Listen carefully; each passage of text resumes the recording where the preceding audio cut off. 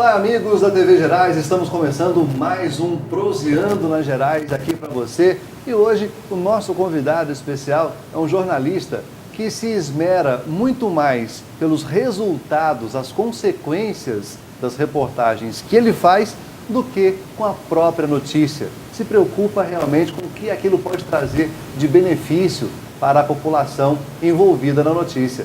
Quem seria? Claro, Luiz Ribeiro, nosso companheiro aqui. Tudo bem, Luiz? Olá, Denis. Estamos aí para essa conversa, esse proseando aqui, que vai ser muito produtivo para todos nós. Uma boa prosa, com certeza. Com certeza. Vamos começar sabendo de sua origem. Você é Montes Clarense mesmo? Não, eu sou Montes Clarense de coração, de adoção, né? Uhum. Na verdade, eu nasci mesmo, foi aqui no município do nosso querido Brejo das Almas, hoje Francisco Sá. Eu me iniciei lá na zona rural daquele município, um lugar que chama Caititu, Rio Caititu. Foi ali é o lugar que eu nasci. Como é que era a família? Fiquei sabendo que ali era gente, um bocado de gente, 8 irmãos. Sim, uma família contando contigo, né? Bastante numerosa, né? Eu perdi uma irmã, uma família são 6 mulheres e 2 homens. 6 mulheres e 2 homens. Sim. Como é que era essa infância lá? Tinha muita parceria, camaradagem, já que era geralmente na zona rural os irmãos se ajudam bastante, né? Assim, a gente fica recordando, um pouco assim, eu era feliz e não sabia. Porque naquela ocasião, eu morava na roça, tinha muita fartura, né? A gente não tinha muitos recursos, né? Mas que seja pobre financeiramente, mas qual é a fartura que tinha? Natureza, água, rio correndo, frutas de época. E a gente tinha aquela coisa de tomar banho no rio, que era muito bom, né? Os rios eram limpos, né? Os rios eram limpos, peixes, né? Então, assim, hoje, infelizmente, isso já não ocorre mais por causa da toda essa destruição que houve aqui na região, que não foi só seca, não foi sol. Foi também desmatamento e outras consequências ruins. Poluição. É complicado. Eu vou contar para vocês que, em matéria de infância, geralmente criança costuma aprontar umas poucas e boas. Agora, uma criança está viva hoje para contar que teve cara a cara com uma onça, você é o primeiro que eu estou sabendo. Que história é essa? Sim. Isso aí é o seguinte. A minha mãe conta isso com muita... assim, clareza, né? Minha mãe tem o hábito, ela tem o poder de contar casos de verdade, né? Ela tem esse dom de contar. Eu ainda estava como diz o pessoal da roça, estava nos panos ainda, né? Eu tinha menos de 1 ano. E lá no local onde a gente morava, quando chegava ali na época de janeiro, por ali, a época das frutas. Aí tinha chama apanhar umbu. Apanhar umbu. Aí a minha mãe conta, eu não consigo lembrar disso, que ela um belo dia, meus irmãos mais velhos, né? Aí ela pegou o menorzinho, que ainda estava no colo, e levou e colocou debaixo da árvore, enquanto que ela apanhava umbu no mato. Aí, de repente, ela ouviu uns animais correndo, uns cabritos, uma coisa assim, assustados, né? Tinha dado uma chuva, e ela ficou assim, observando o que estava acontecendo.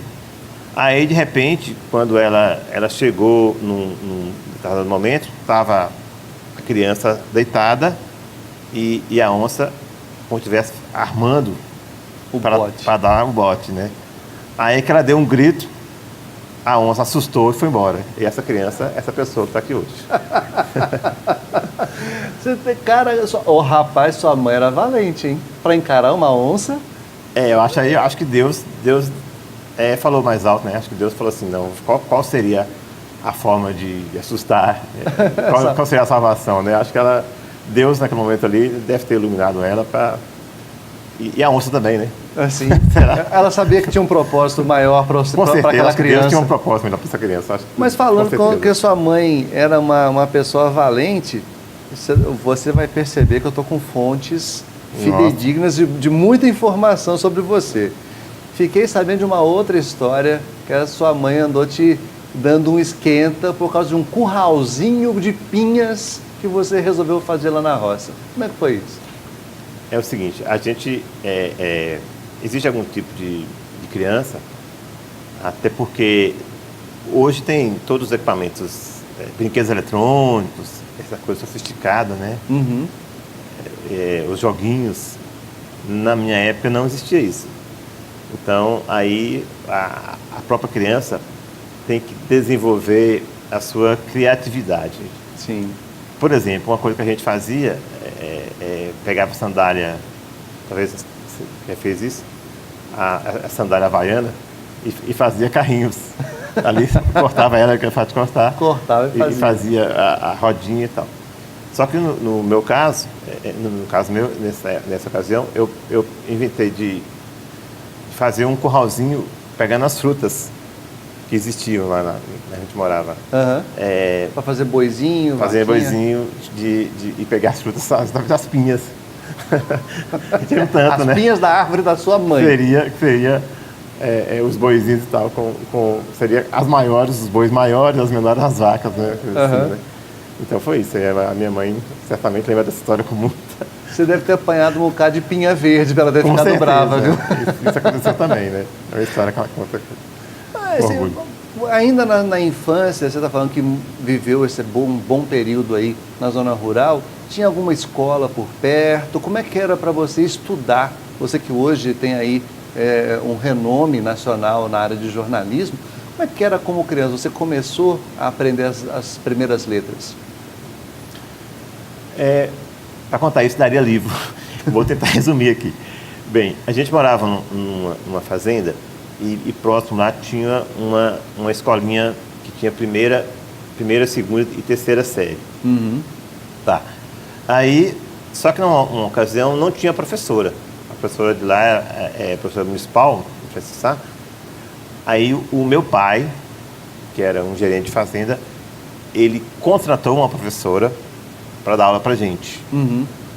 Aí o que aconteceu, que quando eu entrei no primeiro ano, que eu tinha ali 7 para 8 anos de idade, a professora teve algum problema na família dela, uma coisa assim, e quando chegou mais ou menos no mês de julho, para o segundo semestre, ela simplesmente sumiu. Ficou sem professora. Ficou sem professora, né? Aí, o que aconteceu, que eu mesmo tive que praticamente aprender a ler sozinho. Autodidata. Foi assim, eu mesmo que consegui, as primeiras vezes que ela me ensinou, uhum. eu fui alfabetizado sozinho, por mim mesmo. Assim, você foi pegando os livros e decifrando. Tentando aprender uma coisa com a outra, juntar as letrinhas, fazendo as sílabas, né? Uhum. Aí, quando chegou mais ou menos próximo, já lembro, estava em novembro, já estava próximo da prova final, uhum. que veio outra professora. O que aconteceu? Da sala que eu estudava, como não teve aula, os meninos foram alfabetizados. Uhum. Eu fui o único que fui alfabetizado. Eu fui o único que fui para a segunda série. Conseguiu passar. Aí, com isso, ficou sem aluno lá para a segunda série. Uhum. Aí eles queriam que eu voltasse para a primeira série de novo. Assim, não, mas eu já passei. Aí foi interessante. Aí eu comecei a não ir na aula, porque eu não queria ir para a aula. Uhum. Eu não queria repetir. Aí, de repente, com isso, eu me lembro que no ano seguinte, né, o meu pai, eu resisti, né, não queria repetir, falei assim, vou ter que arrumar um lugar para você na cidade. Aí eu fui morar em Francisco Sá, numa casa de uma tia minha. Uhum. Já cheguei lá, já tinha começado a aula, eu cheguei mais ou menos depois, recordo bem, a aula começou em fevereiro, veio o carnaval. Eu já cheguei depois do carnaval, foi isso. Uhum. Agora eu consegui lembrar. Em Francisco Sá. Em Francisco Sá.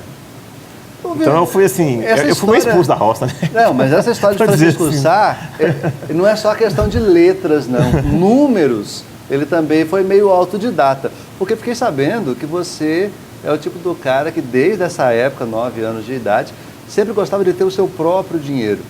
Uhum. Como é que você fazia para conseguir dinheiro? 9 anos de idade. Bem, lá na casa sim, antes, quando eu morei na roça, um pouco antes dos 8 anos, 9, eu queria ter dinheiro, sim.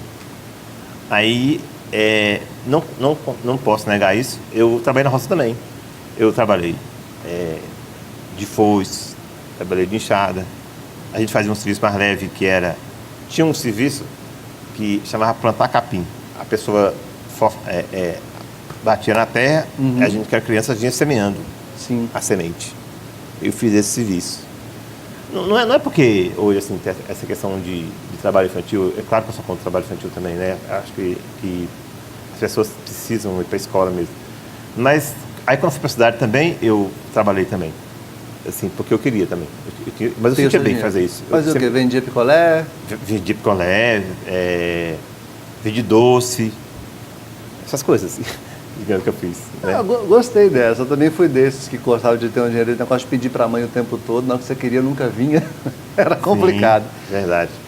Veio para Montes Claros quando?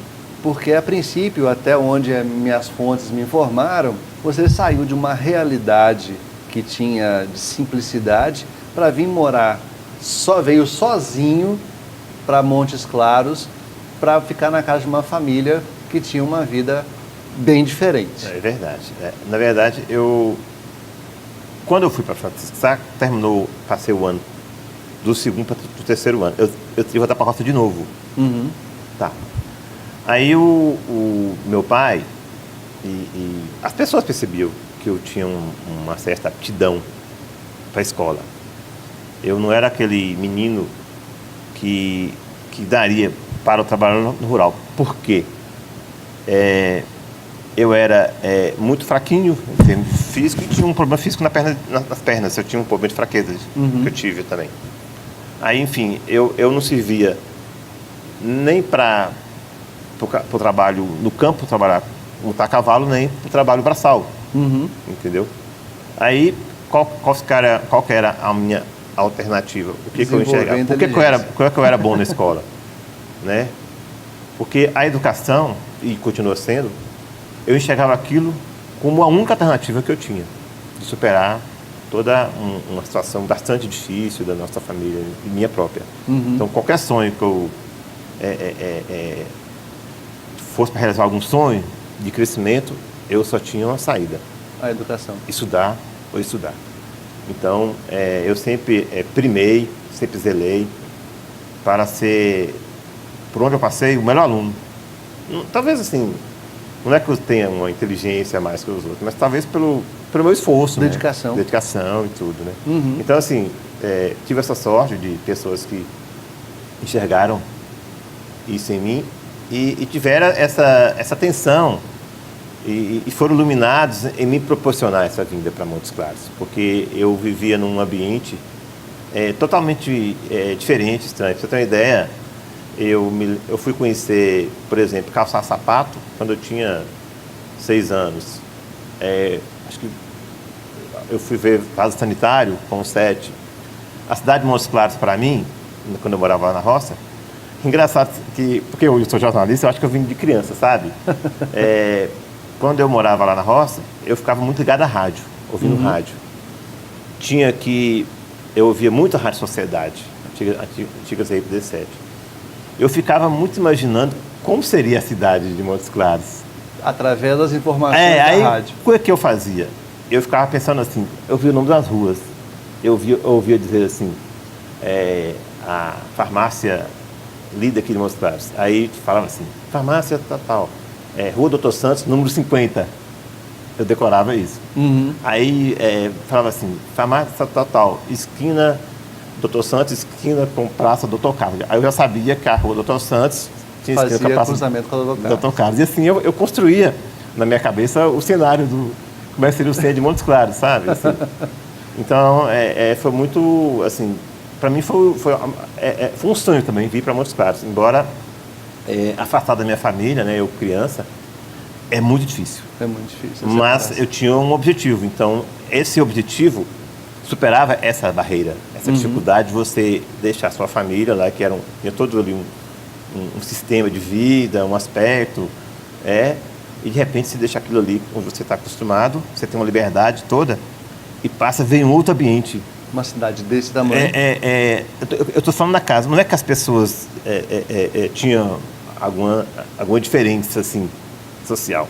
Mas é diferente você, o meio que você vive, da sua casa. Imagina uma criança que está na sua família, de repente você é tirado dali e passa para outra. Sim. Completamente diferente, sim, sabe? Assim, Uma casa mais chique. Entendeu? Da sua. Mas eu superava isso, assim, que eu sabia que eu tinha uma meta a cumprir. Você trabalhou na fase de adolescência aqui já em Montes Claros? Sim, com 13 para os 14 anos, eu passei a trabalhar numa mercearia aqui no centro de Montes Claros. Uma coisa interessante é que eu comecei na mercearia. No primeiro dia eu trabalhei como se fosse para limpar as prateleiras. No primeiro dia, minha função. Aí depois eu passei, pouco dia depois... lembro, eu estava com espanador, a palavra é essa. Lembrei, espanador. Tirar o pó. Isso. Tá. Essa é a minha primeira função, seria a minha primeira função. Aí me parece que com uns 3 dias ou 4 dias depois eu já estava trabalhando no caixa. Professor, isso aqui não é para você não, você tem mais conhecimento. Aí de repente também, ao mesmo tempo que eu ia trabalhar no caixa, eu também entregava feira. Mas eu gostava de entregar feira, porque eu também gostava das pessoas. Fazer o contato pessoal. Daquele direto. contato. Aquilo me dava um prazer, de entrar na casa das pessoas, ver como era. E as pessoas também tinham aquela interação comigo, entendeu? E Foi por causa disso que você acabou fazendo estágio em banco também, porque nessa fase foi estagiário no Banco do Brasil, se não me engano? Sim. Eu tenho uma história do Banco do Brasil muito interessante. Nessa fase, eu fui escolhido, tinha um programa Menor Aprendiz, dos meninos do Banco do Brasil que vestiam uma roupinha azul e calçava também um tênis chamado tênis Roma, Adidas Roma, um tênis branco da marca Adidas, que era meu sonho de ter, né? Vou trabalhar lá para usar aquele tênis. Não, mas o tênis era a marca. Tá. Aí eu fui escolhido para, no meio de, me parece, de 4.000 alunos numa escola estadual Plínio Ribeiro. Talvez as pessoas vão lembrar disso, quem foram meus professores, para ir para o Banco Brasil, nessa ocasião. Só que eu não sei por que motivo foi, na época, de repente a minha vaga foi preenchida por outro. Eu não sei por que motivo. Enfim, mas a vida continua. As pessoas falaram que eu tinha potencial, que eu não podia ficar desanimado por causa daquilo, não, frustrado, né? E interessante, pouco tempo depois, eu fui outro estágio do Banco do Brasil, em outra fase, já que eu estava fazer o curso de administração da faculdade. Foi muito interessante. Acabou indo para lá. Essa história do Banco do Brasil, né? Então, eu também... Mas voltando aqui, falando da mercearia, foi uma coisa interessante, Denis, eu acho assim, quando as pessoas têm simpatia, têm humildade, tem carisma, né? Você, independente do que você faz, você conquista as pessoas. Então, eu percebi ali naquela mercearia, onde que eu tinha... Eu ainda, talvez, tinha na minha cabeça ser jornalista, sabe? Mas ali eu tinha contatos com grandes pessoas de Montes Claros, pessoas importantes daqui de Montes Claros, importantes não só pelo que exercem, mas também pelo que elas fizeram e fazem para essa cidade, sabe? Assim, e as pessoas, embora eu passasse de um simples, talvez, balconista, entregador, caixa, as pessoas tinham comigo uma consideração comigo, e eu com elas, assim, eu tinha uma interação. Eu posso citar diversas pessoas aí que hoje, tempos depois, seriam minhas fontes, seria num outro ambiente meu, no jornalismo, entendeu? Sim. Pessoas de altamente na vida econômica, social e política dessa cidade. Eu vou fazer um intervalinho rápido aqui, porque foi uma dessas pessoas que acabou encaminhando o Luiz para realizar esse sonho e essa bênção que é ter esse profissional para a gente estar realmente bem inteirado de excelentes reportagens do Jornal Impresso. A gente volta já já, segura aí.